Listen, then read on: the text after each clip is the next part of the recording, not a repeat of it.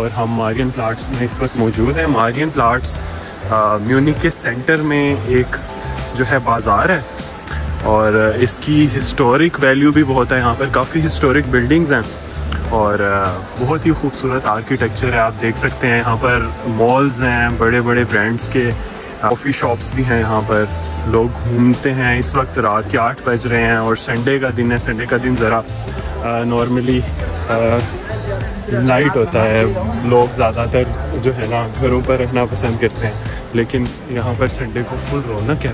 बहुत खूबसूरत है वॉक करने के लिए, अपना जो है एक अच्छा टाइम स्पेंड करने के लिए, कुछ खाने पीने के लिए। यहाँ पर शाम में लोग आते हैं, फैमिलीज़ आती हैं, टूरिस्ट आते हैं और रेजिडेंट्स भी आते हैं। जैसे मैं रह रहा हूँ तो मैं भी यहाँ पर अक्सर वॉक करने आ जाता हूँ अपने दोस्तों के साथ, अपनी फैमिली के साथ। शॉपिंग करनी हो, लोग शॉपिंग करने भी आते हैं।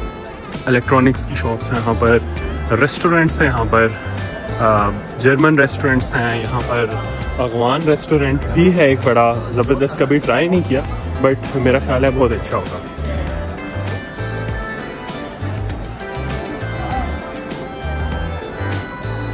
म्यूज़िक बज रहा है। जो अक्सर हॉबीस्ट होते हैं, जिनकी हॉबीज़ होती हैं, वो अक्सर आकर म्यूज़िक बजाते हैं यहाँ पर और एक अच्छा माहौल लगता है ओवरऑल कि म्यूज़िक बज रहा है। सब जो है ना अपने पूरा बिज़ी वीक गुजार के आए हैं और इन्जॉय कर रहे हैं अपना टाइम।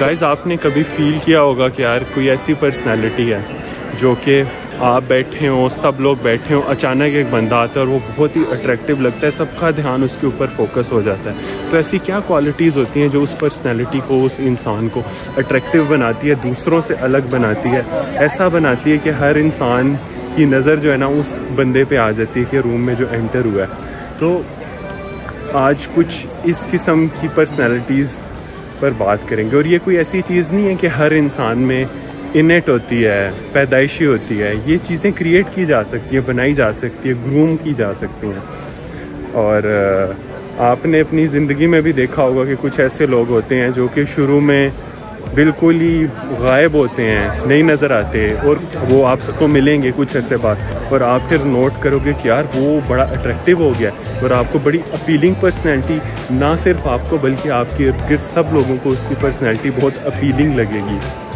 तो ऐसा क्या होता है पर्सनैलिटीज़ में या इन लोगों में?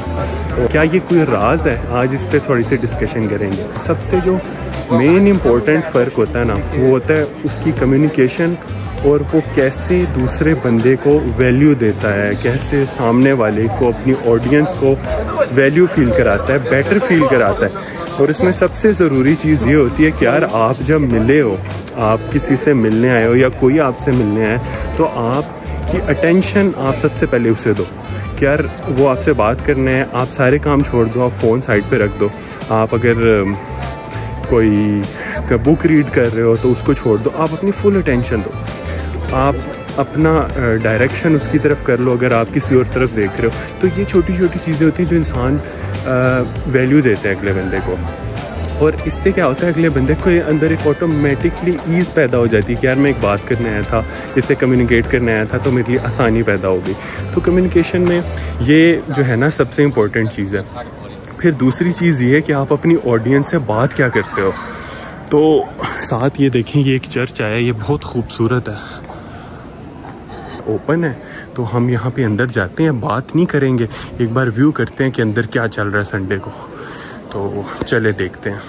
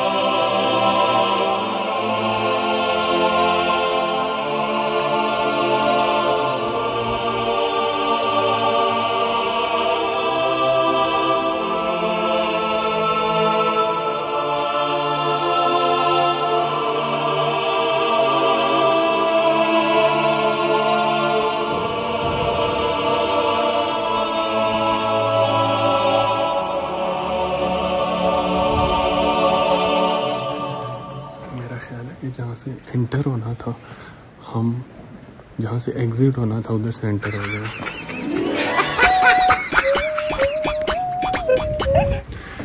तो खैर हम वापस आ गए हैं बाहर, और अंदर एक बहुत ही कामिंग और पीसफुल सा इफेक्ट था, और बहुत ही जो है ना एक मज़ेदार किस्म की वाइब थी। अंदर बात नहीं कर सकते क्योंकि उनकी रिलीजियस जगह है वो, वहाँ पर एक पीस और कामनेस का एक जो है ना इन्वायरमेंट होना चाहिए। हर रिलीजियस जो जगह है वो उसकी इज़्ज़त और रिस्पेक्ट होनी चाहिए, और ये बहुत बेहतरीन है और ओपन है, सबके लिए ओपन है हर तरह से।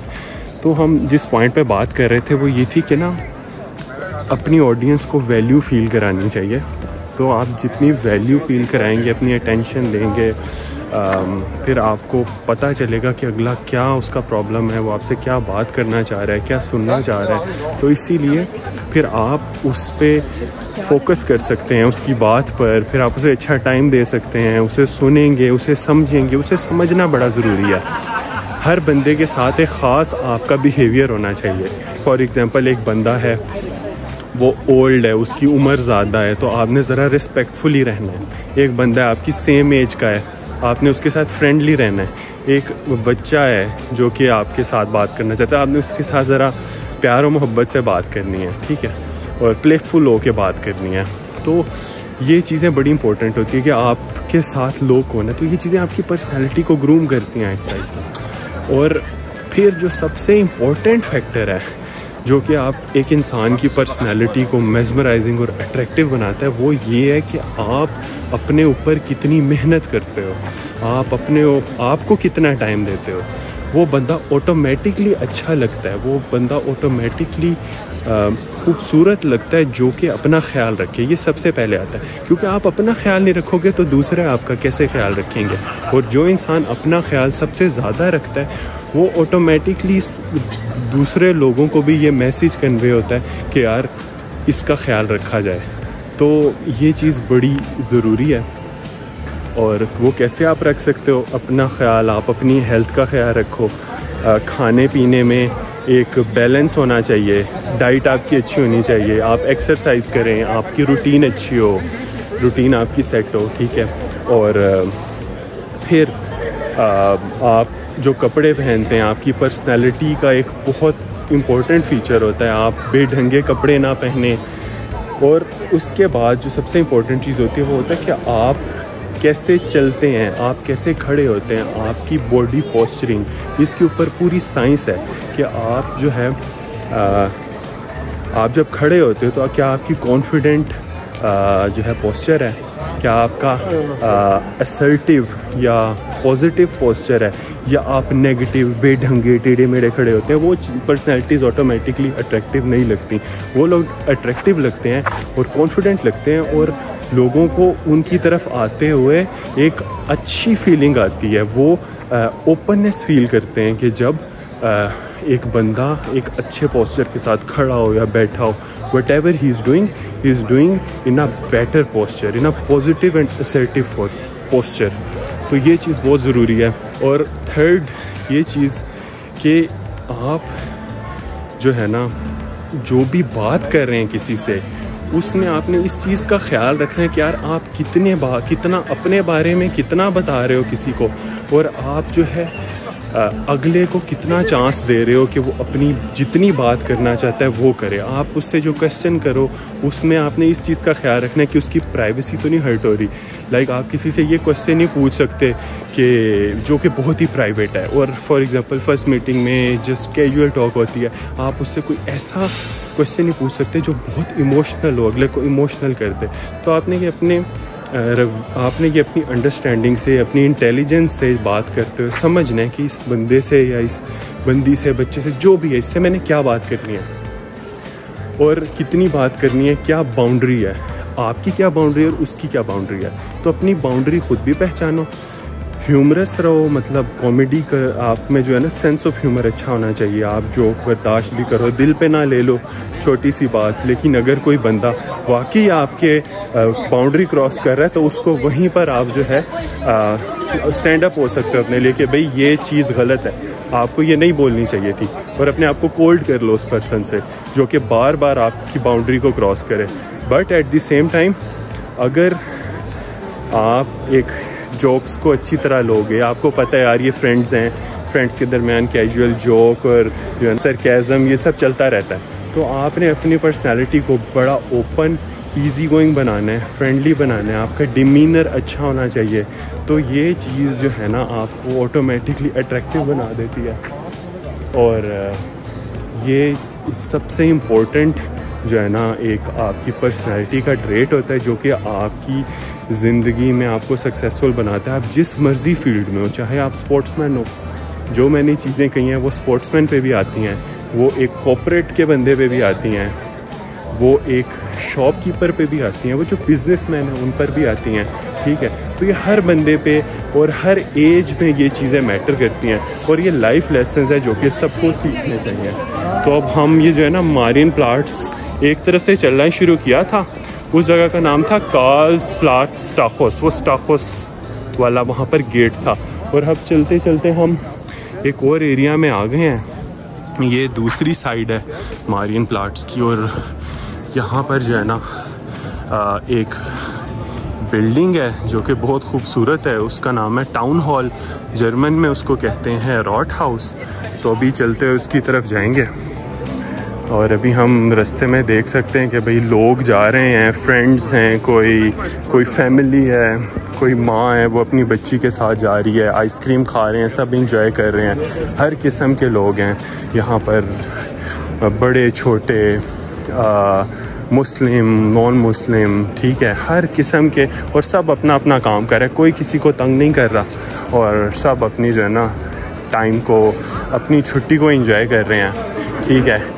जो अपनी एक्टिविटीज़ करने आए हैं वो अपनी एक्टिविटीज़ कर रहे हैं। इन्होंने कुछ म्यूज़िक वगैरह यहाँ पर किया होगा, इन्होंने वो किया। यहाँ पर अक्सर कोई जो है ना ऑडियंस आई होती है, और हर बंदा अपने जो है ना मतलब के टॉपिक पर यहाँ पर जो है ना कभी प्रोटेस्ट भी कर रहा होते हैं। तो ये बेसिकली एक बिल्डिंग थी, टाउन हॉल एडमिनिस्ट्रेटिव बिल्डिंग पुराने वक्तों में, और ये सारा जो इलाका है, सारा ये जो स्पेस है, यहाँ पर बेसिकली इस किस्म की चीज़ें होती थी। कोई प्रोटेस्ट होने हैं या बेसिकली किसी किस्म की इम्पोर्टेंट कोई या गैदरिंग होनी है लोगों की, तो ये सब कुछ यहाँ पर हो रही है। ये आप रक्षा टैक्सी देख सकते हैं, रक्षा टैक्सी वाला जो है ना गुज़र रहा है, और ये भी टूरिस्ट के लिए बड़ा फ़ायदा मंद होता है कि भाई रक्षा टैक्सी करा के जहाँ वो जाना चाहते हैं शहर में घूम सकते हैं, और ये भी एक मज़े की राइड है।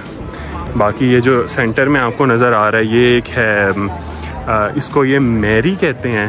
तो मारियन प्लाट्स बेसिकली इससे भी कनेक्टेड है कि ये मैरी है, ये आपको बड़ी जगहों पर स्क्वायर्स में नज़र आएगी यूरोप में, और ये बेसिकली जो ये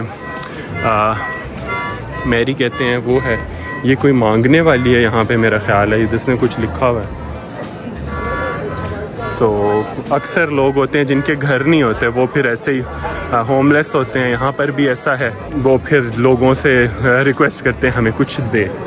तो ये सारा जो ना मारियन प्लाट्स का जो है ना मेन इलाका है, लोग यहाँ पर बैठ के खा पी रहे हैं अभी तक, और यहाँ से फिर दो डायरेक्शंस निकलती हैं। एक लेफ़्ट साइड पर है, लेफ़्ट साइड पर एक और डोर बनता है, उसको जेंडलिंग कहते हैं, जेंडलिंग, और एक राइट साइड पर एक और जो है ना रास्ता जाता है जो कि ऑडियंस प्लाट्स पर जाता है। वो भी एक काफ़ी जो है ना अच्छी अट्रैक्शन है म्यूनिख शहर की।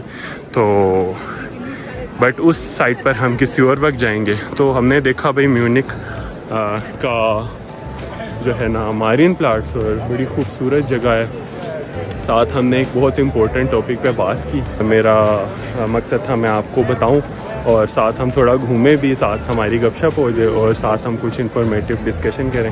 आप भी बताएं अपने कमेंट्स में और आपको क्या अट्रैक्टिव लगा, ताकि मैं नेक्स्ट टाइम अपने आप पर काम करूं और कुछ बेहतर करूं क्रिएट आपके लिए, और कंटेंट भी कुछ बेहतर जो है ना डिस्कस करूं, कुछ अच्छे टॉपिक्स आपके साथ डिस्कस करूं। उम्मीद करता हूं कि कल से ये वीडियो बेहतर भी नहीं होगी, कल तो बहुत ही बुरे हालात थे। आज ज़रा फिर जो है ना बेहतर कॉन्सेप्ट लेकर आया हूँ, तो उम्मीद है कि नेक्स्ट इससे भी बेहतर होगा। तो देखते रहिए नेक्स्ट ब्लॉग मेरा, और इंशाल्लाह उसमें जो है ना फिर मुलाकात होगी। ओके, अपना ख्याल रखें और सबका ख्याल रखें अपने इर्द गिर्द, और अपने आप को इम्प्रूव करते रहें। अल्लाह हाफिज़।